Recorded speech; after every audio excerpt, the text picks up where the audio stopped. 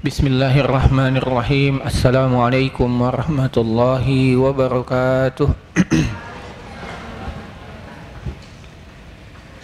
Alhamdulillah. Alhamdulillahi wa kafa.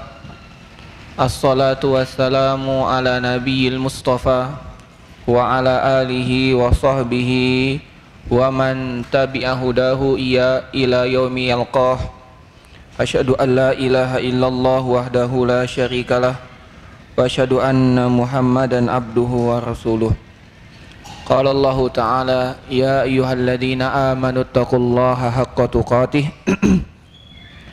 wa la tamutunna illa wa antum muslimun, amma ba'du.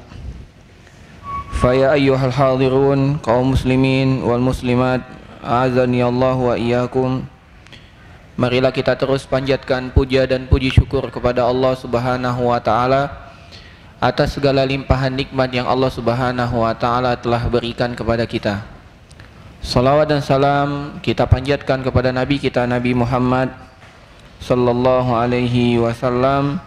Semoga dengan kita banyak bersolawat, kita makin semangat untuk mengikuti sunnah beliau dan berkorban untuk terus berada di atas sunnah beliau, walaupun dicela oleh orang yang mencela, walaupun dikucilkan oleh masyarakat, dan walaupun yang lainnya. Kita tetap teguh untuk menjalankan sunnahnya, karena kita tahu dengan memegang teguh sunnahnya itu merupakan kemenangan dan kemuliaan bagi kita. Jamaah sekalian, semoga dimuliakan oleh Allah Subhanahu wa Ta'ala. Alhamdulillah, hari ini tanggal 11 Ramadan 1442 Hijrah, kita akan lanjutkan pembahasan kita dari kitab Majalis Syahri Ramadan yang disusun oleh Syekh Muhammad bin Shalih Al-Utsaimin rahimahullahu ta'ala, yang mana pada hari ini kita akan bahas majelis yang ke-12. Majelis yang ke-12, yang mana pada majelis yang ke-12 ini kita akan mengangkat tema lanjutan dari majelis yang kelima. Lanjutan dari majelis yang kelima. Pada majelis yang kelima kita telah sampaikan bahwasannya membaca Al-Quran itu ada dua macam. Yang pertama membaca dengan hukumnya, tilawah hukmiyah, membaca hukumnya. Yang kedua tilawah lafziyah, membaca lafaznya. Kita telah bahas panjang lebar tentang membaca Al-Quran dengan lafaznya, bagaimana keutamaan yang begitu banyak yang dapat kita raih dengan membaca Al-Quran lafziyah, dengan lafaznya. Pada kesempatan hari ini kita akan bahas tentang macam yang kedua, yaitu membaca Al-Quran dengan hukumnya. Membaca Al-Quran dengan hukumnya. Kaum muslimin wal muslimat, a'azzani Allah wa iyyakum wa rahimani wa rahimakumullah. Macam yang kedua ini adalah membaca Al-Quran dengan hukumnya. Yang dimaksud dengan hukumnya adalah dengan membenarkan semua kabar yang ada di dalam Al-Quran. Kemudian dengan cara mengikuti semua hukum-hukum yang Allah tetapkan di dalam Al-Quran, baik dengan cara melaksanakan hukum-hukum tersebut berupa perintah-perintah, atau meninggalkan semua larangan-larangan yang Allah tetapkan di dalam Al-Quran. Jadi yang dimaksud membaca hukumnya adalah menerapkan hukum-hukumnya, membenarkan semua kisah-kisah yang ada di dalam Al-Quran, menjalankan semua perintah-perintah yang ada di dalam Al-Quran, dan meninggalkan semua larangan-larangan yang ada di dalam Al-Quran. Dan Al-Quran semua isinya adalah tentang tauhid. Semua isinya tentang tauhid. Dan perintah yang paling agung yang Allah perintahkan dalam Al-Quran adalah mentauhidkan Allah. Dan larangan yang paling besar yang Allah larang di dalam Al-Quran adalah mensekutukannya, yaitu syirik. Allah Subhanahu wa taala berfirman di dalam surat Shad ayat 29, Kitabun anzalnahu ilaika mubarakun liyadabbaru ayatihi waliyadzakkara ulul albab. Kitabun anzalna, inilah kitab yang kami turunkan kepada engkau, mubarakun, penuh keberkahan. Liyadabbaru ayatihi, fungsinya adalah agar kalian mentadabburi ayat-ayat yang ada di dalamnya, waliyadzakkara ulul albab, dan untuk mengambil pelajaran orang-orang yang punya pikiran, pandangan, kecerdasan.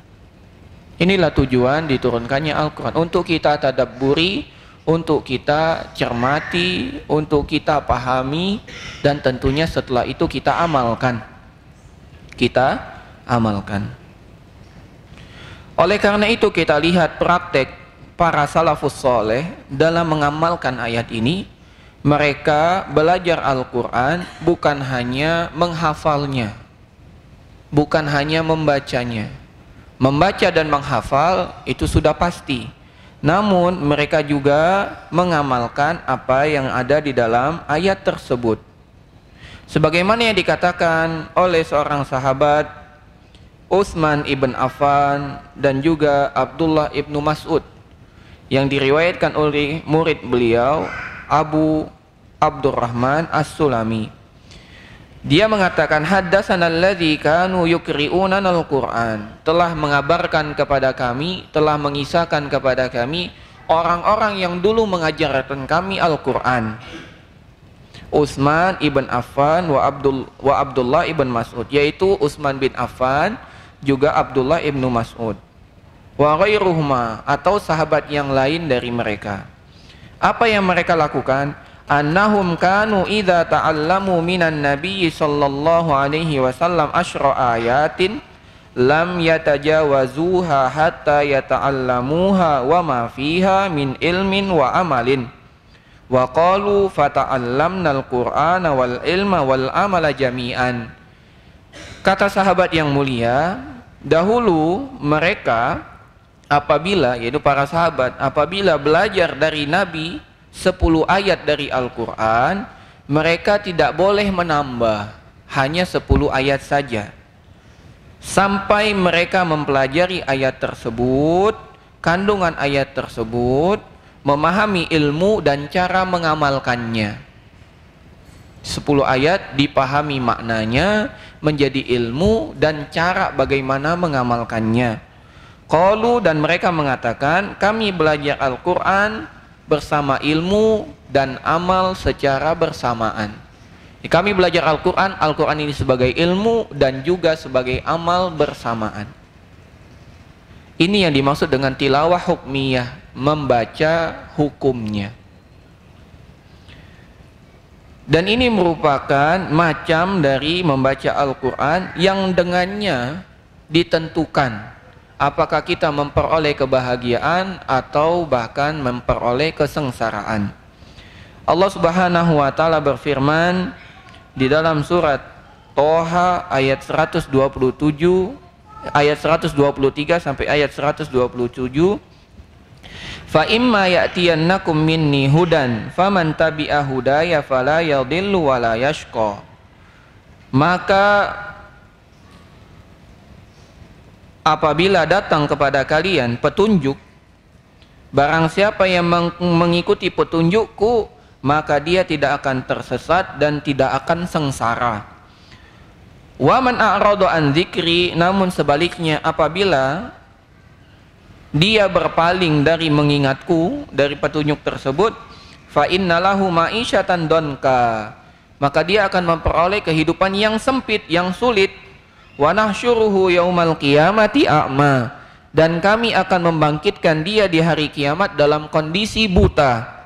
Qala rabbi lima hasyartani a'ma, lantas orang tersebut berkata, wahai Tuhanku, kenapa engkau bangkitkan aku dalam keadaan buta? Wa qad kuntu basira, sedangkan dulu aku di dunia bisa melihat. Qala kadzalika atatka ayatuna fanasitaha, inilah balasan atas perbuatanmu di dunia. Ketika ayat-ayat kami datang kepadamu di dunia, engkau melupakannya. wa kadzalika yauma tunsa, maka pada hari ini balasan yang engkau terima, engkau juga kami lupakan, kami terlantarkan, kami tidak balikkan pandanganmu. Wa kadzalika najzi man asrafa wa lam yu'min bi ayati rabbih wala adzabul akhirati asyaddu abqa. Dan demikianlah kami memberikan balasan bagi orang yang tidak beriman dengan ayat-ayat kami, dan sejatinya azab kami di akhirat begitu keras dan begitu kekal. Jadi barang siapa yang tidak membaca Al-Quran secara hukum, maka dia akan sengsara. Sebaliknya, apabila kita membaca Al-Quran dengan hukumnya, maka kita akan memperoleh kebahagiaan. Penulis di sini mengatakan, bagi orang yang mengikuti Al-Quran secara hukumnya, dia akan mendapatkan dua kebahagiaan. Allah Subhanahu wa taala berfirman, "Fala yadhillu wala yashqa." Dia tidak akan tersesat, yaitu di dunia, wala yashqa, dan tidak akan sengsara di akhirat. Jadi di dunia dia tidak akan tersesat dan sengsara, dan di akhirat juga dia tidak akan tersesat, tidak akan sengsara. Tidak akan. Namun sebaliknya, apabila dia berpaling dari membaca Al-Quran secara hukumnya, Allah ancam dengan ma'isyatan donka. Hidupnya akan sulit, hidupnya akan sempit. Bukan hanya hidupnya di dunia, bukan hanya hidupnya di dunia, nanti di alam kubur, kuburnya pun akan sempit, dan di akhirat balasan lebih mengerikan lagi dari hal itu. Ya. Maka membaca dengan hukum jauh lebih penting dari membaca dengan lafaz. Namun bukan berarti membaca dengan lafaz tidak penting, itu sangat penting. Namun membaca dengan hukum jauh lebih penting dari itu. Makanya kami nasihatkan kepada semua kaum muslimin wal muslimat untuk membaca Al-Quran beserta terjemahnya. Targetkan Ramadan kali ini kita menghatamkan Al-Quran beserta maknanya, sehingga kita dapat memahami Al-Quran. Al-Quran ini begitu indah, begitu agung, begitu mulia. Namun sayangnya kita sedikit sekali memahami makna dalam Al-Quran. Minimal kita memahami terjemahnya, sehingga ketika Al-Quran itu dibaca, bergetarlah hati kita, bertambahlah keimanan kita. Namun kalau kita tidak mengetahui terjemahnya, bagaimana hati ingin bergetar, bagaimana iman ingin bertambah? Kita tidak memahami apa yang disebutkan di ayat yang kita dengar. Maka berusahalah ayyuhal mu'minun, orang yang beriman, kaum muslimin wal muslimat, untuk membaca Al-Quran beserta maknanya, ya, agar kita betul-betul merasakan mukjizat Al-Quran tersebut. Banyak kita mendapatkan kesulitan hidup karena kita tidak membaca petunjuk kita. Kita merasa hidup kita sempit. Ini wa man a'rada an dzikri fa innalahu ma'isyatan donka. Barang siapa yang berpaling dari mengingat aku, kata Allah, maka hidupnya akan sempit. Jangan-jangan kita sulit ekonomi, keluarga kita berantakan karena kita tidak kembali kepada Allah, karena kita tidak membaca Al-Quran. Kalau kita membaca Al-Quran, kita tahu solusinya. Solusinya adalah kembali kepada Allah Subhanahu wa ta'ala. Maka orang yang berpaling dari mengingat Allah, dia akan dibutakan oleh Allah di akhirat. Dibutakan oleh Allah di akhirat. Dan ini merupakan balasan ketika dia di dunia dia mengatakan, wa qalu qulubuna fi akinnatin mimma tad'una ilaihi wa fi adhanina waqrun wa min bainina wa bainaka hijab. Dahulu orang-orang ini selama di dunia mengatakan, sejatinya hati kami telah tertutup, terkunci, sudah tidak bisa lagi menerima nasihat dari kalian, dari Al-Quran dan dari Al-Hadis. Ya. Wa fi adhanina waqrun, dan di telinga kami ini ada sumbatan sehingga kami tidak bisa mendengar. Ya.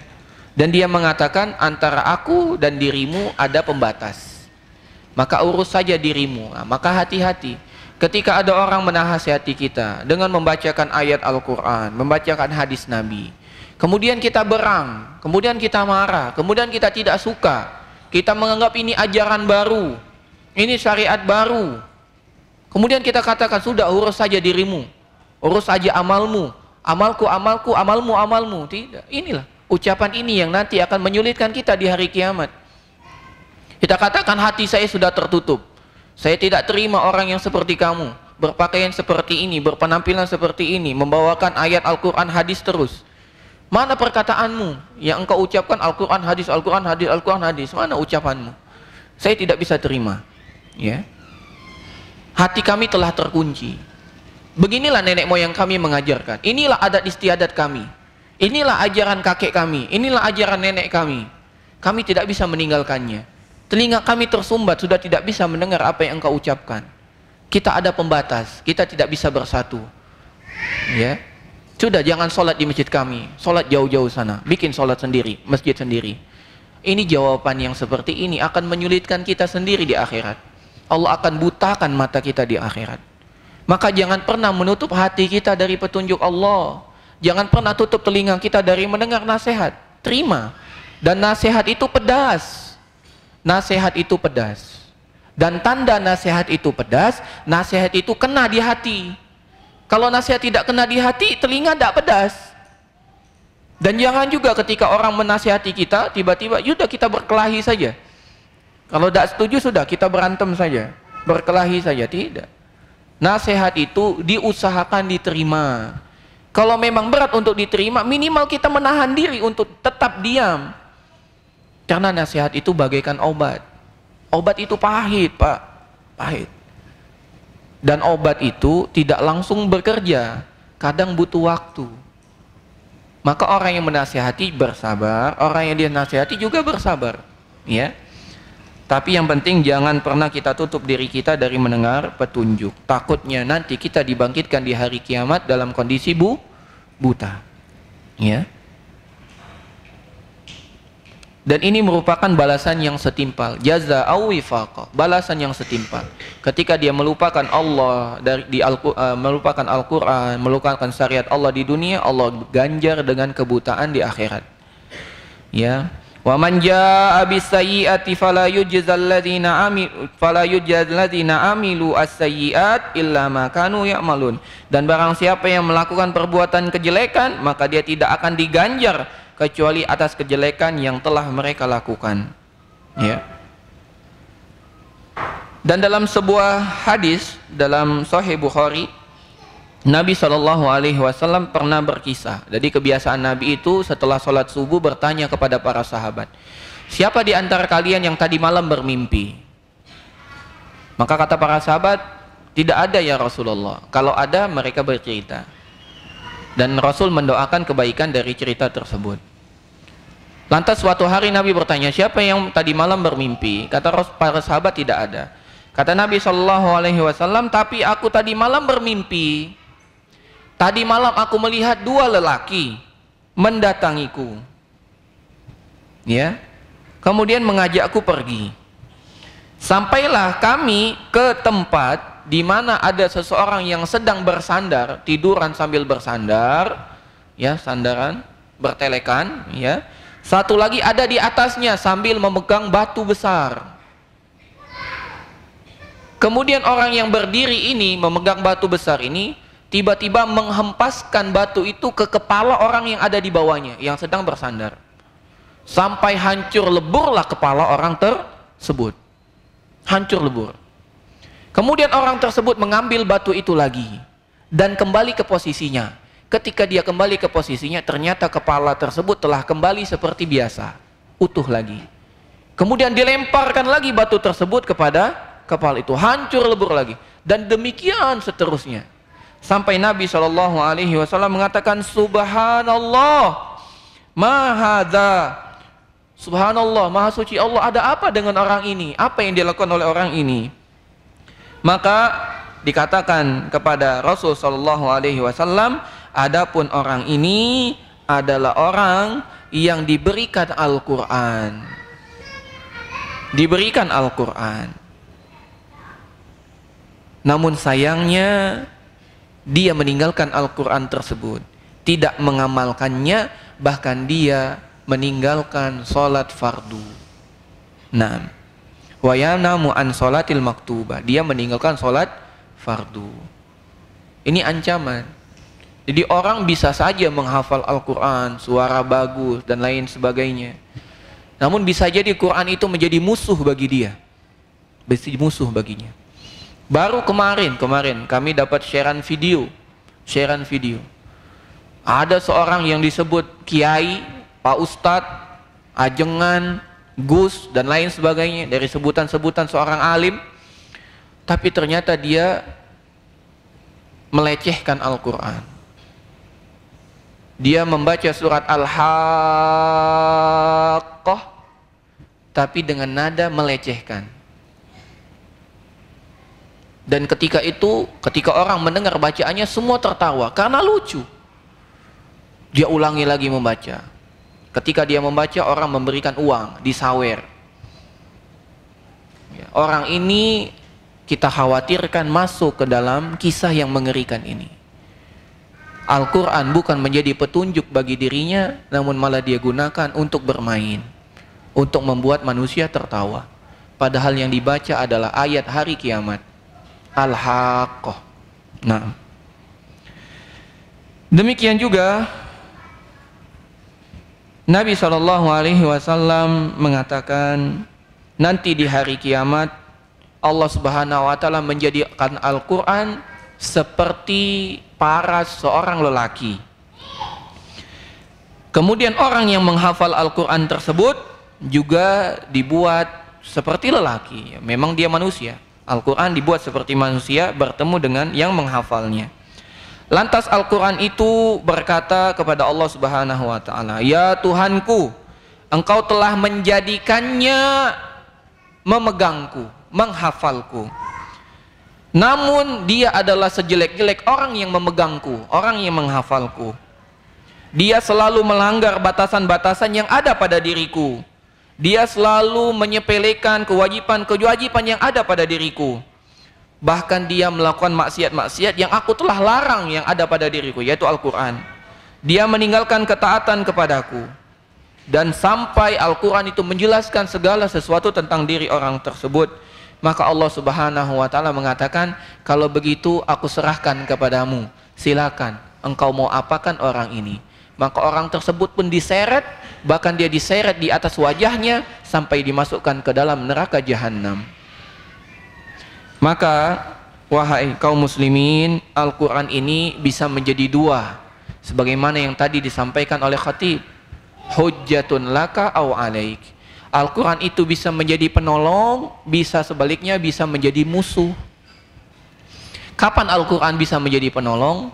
Saat dia dibaca, dihafal, dipahami, diamalkan. Namun Al-Quran bisa jadi musuh. Kapan dia jadi musuh? Saat dia tidak dibaca.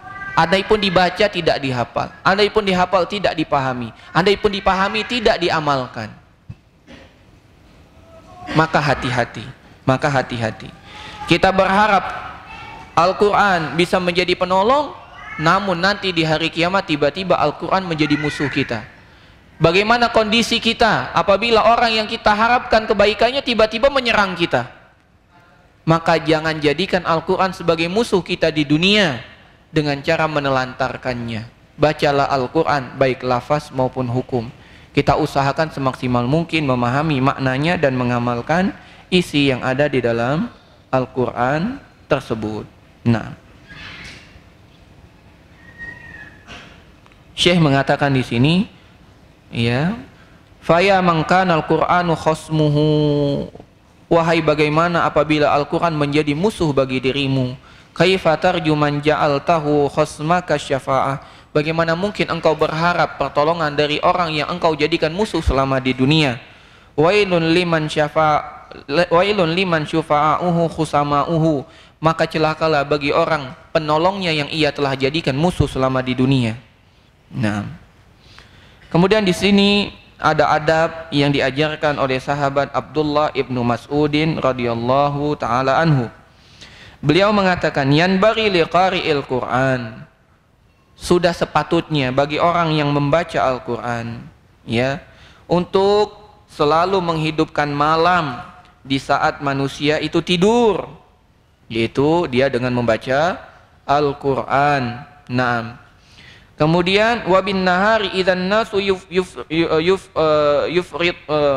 yafturun atau yuftirun. Naam, yuftirun. Dan di siang hari ketika orang sibuk, ya hendaklah dia tetap fokus dengan Al-Qur'an. Wa bi bukaihi idzan nasu yadhakun, dan dengan menangis saat manusia tertawa dengan Al-Qur'an. Al-Qur'an ini harusnya dapat menjadikan kita menangis, Pak. Bergetar, bukan malah tertawa dengan Al-Qur'an. Ini betul-betul penghinaan terhadap Al-Qur'an. Ketika Al-Qur'an dibacakan, orang malah tertawa terbahak-bahak karena dia membaca dengan cara yang lucu. Ya, ini merupakan dosa, dan ini dosa besar, bukan dosa sembarangan. Wa bi baraihi idzan nasu yukhlitun, dan dengan kewaroannya, ketakwaannya ketika manusia bermudah-mudahan dengannya. Wa bi samtihi idzan nasu yakhudun, dan dengan diamnya ketika manusia tertawa dan bercanda. Wa bi khusyu'ihi idzan nasu yahtallun, dan dengan kekhusyuannya ketika manusia sibuk menelantarkannya. Wa bi husnihi idzan nasu yafrahun, dan dengan kesedihannya ketika manusia dalam kondisi senang. Jadi Al-Qur'an ini memang harus kita tadabburi, harus kita renungi, yang menjadikan hati kita lembut. Ya, coba kita perhatikan jamaah sekalian yang semoga dimuliakan oleh Allah Subhanahu wa taala. Al-Qur'an ini kalau seandainya diturunkan kepada gunung, gunung hancur. Gunung pun hancur. Padahal gunung itu tidak memiliki telinga, Pak. Bagaimana dengan telinga kita yang dapat mendengar Al-Qur'an? Bagaimana dengan mata kita yang dapat membaca Al-Qur'an? Bagaimana dengan hati kita yang sejatinya dapat memahami Al-Qur'an? Kenapa hati kita, telinga kita, mata kita tidak tunduk ketika kita membaca Al-Qur'an?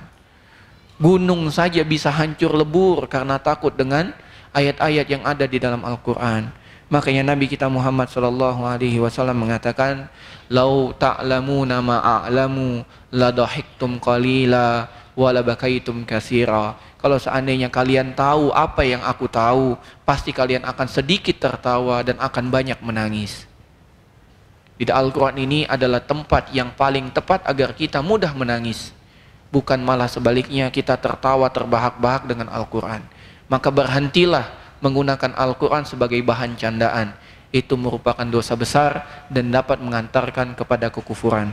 Semoga Allah Subhanahu wa taala menjadikan kita kaum yang biasa mendengar kebaikan dan mampu mengamalkan kebaikan tersebut. Allahumma ja'alna mimman yastami'unal qawla fayattabi'una ahsanah. Ya Allah, jadikan kami kaum yang dapat mendengar ucapan nasihat dan dapat melaksanakan nasihat terbaik yang dapat kami dengar tersebut. Semoga Allah mengampuni segala dosa dan kelalaian kita. Semoga di sisa Ramadan kita dapat mengoptimalkan diri untuk dengan membaca Al-Quran, baik lafaznya maupun maknanya. Semoga kita dapat mengamalkan Al-Quran dalam kehidupan kita sehari-hari. Sungguhnya Al-Quran adalah sesuatu yang apabila kita berpegang teguh dengannya, kita tidak akan tersesat selama-lamanya. Dan ini merupakan janji dari Rasul kita Muhammad sallallahu alaihi wasallam. Irtanimu, manfaatkan betul bulan Ramadan sebagai momentum kita dekat dengan Al-Quran, dekat dengan membacanya, dekat dengan memahami maknanya, dekat dengan mengamalkan apa yang terkandung dari ayat-ayatnya. Kita tutup dengan doa kafaratul majlis. Subhanakallahumma wa bihamdika asyhadu an la ilaha illa anta astaghfiruka wa atubu ilaik. Lebih dan kurang kami mohon maaf. Assalamualaikum warahmatullahi wabarakatuh.